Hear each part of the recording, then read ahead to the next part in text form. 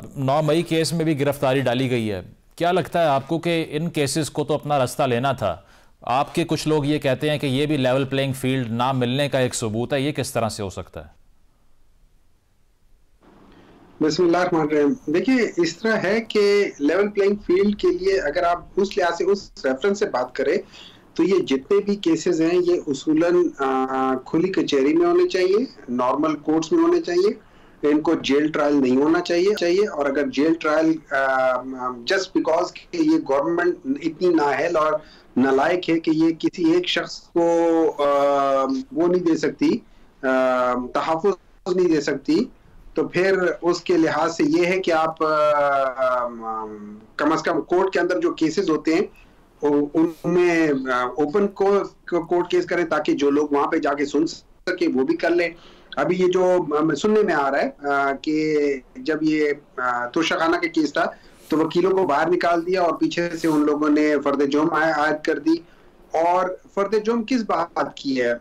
ये सारी चीजें नॉर्मली इसी तरीके से ही होती हैं जो जितना मुझे इल्म है कि आपको जब तोहफा मिलता है आप उसको तोहफे को फिजिकली जमा नहीं कराते हो। अगर आप वो रखना चाहते हो आप वो उनको बता दे होते हो कि ये तोहफा मैं रखना चाहता हूँ और ये वो है, वो उसकी इवैल्यूएशन करके आपको बता देते हैं इसकी कीमत क्या है।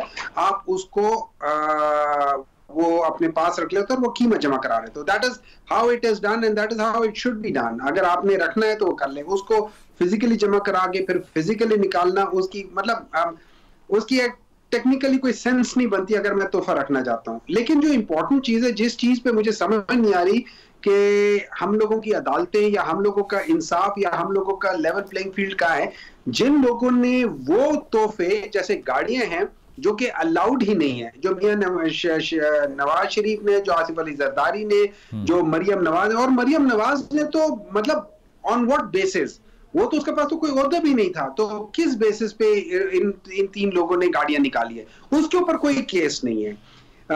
ये सारी चीजें जिस तरीके से चल रही हैं उससे तो हमें यही लग रहा है कि ये वन साइडेड अफेयर है। लेकिन हुमायूं साहब, इसी तोशा खाना पर जब इलेक्शन कमीशन नायल करता है खान साहब को और आर्टिकल 62-63 की बात की जाती है तो उधर तहरीक इंसाफ को उससे इख्तलाफ था, लेकिन कल जब ताहयात नाअहली ख़त्म होती है तो उससे भी इख्तलाफ था।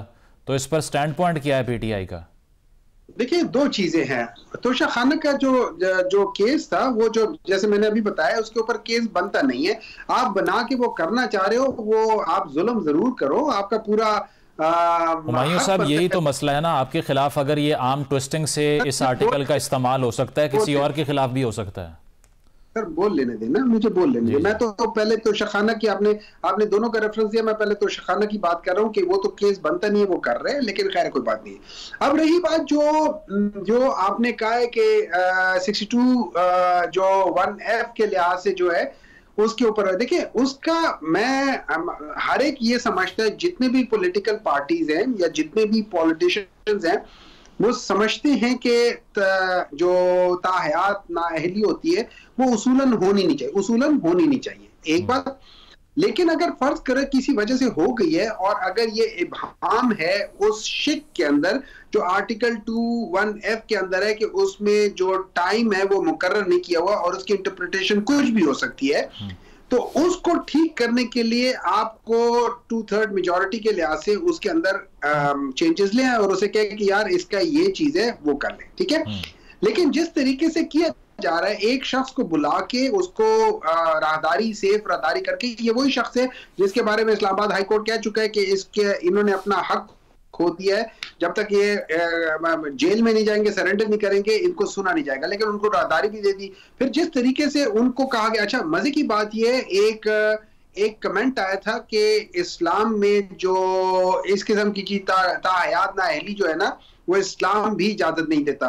मैं आपको रफली एक बताता हूँ कि अगर किसी के ऊपर कोई केस हो जाए और इस किस्म की चीज हो जाए, वो प्रूफ हो जाए, उसकी माफी हो जाती है, लेकिन उस बंदे की जिसने झूठ बोला हो या इस किस्म की बात हो उसकी गवाही खत्म कर दी जाती है।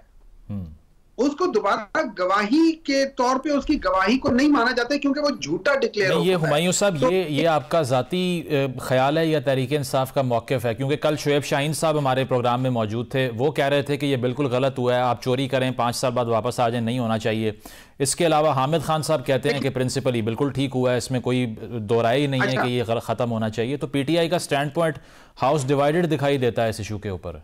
देखिए इस पे जनरली इसमें अगर आप ये समझे कि पीटीआई के एज अ पॉलिसी क्या है, पीटीआई की मेरे ख्याल में पॉलिसी ये होनी चाहिए, ये मेरी नहीं है, मैं विश करता हूँ ये पॉलिसी होनी चाहिए कि जो लोग बाज बड़ी इंपॉर्टेंट पोजीशंस होती है, जैसे प्राइम मिनिस्टर हो गया, जैसे चीफ जस्टिस हो गया, जैसे प्रेसिडेंट हो गया, जैसे चेयरमैन सेनेट हो गया, जैसे चीफ ऑफ आर्मी स्टाफ हो गए, जैसे ये चंद एक बहुत इंपॉर्टेंट पोजीशंस होती हैं।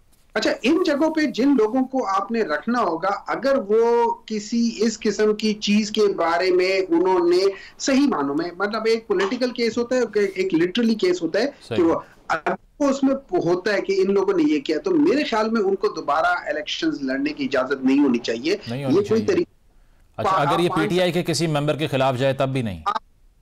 देखिए, अब मैं किसी मेंबर की बात नहीं करूंगा, मैं समझता हूं कि ये उन पोजीशंस के साथ ज्यादा इंपॉर्टेंट है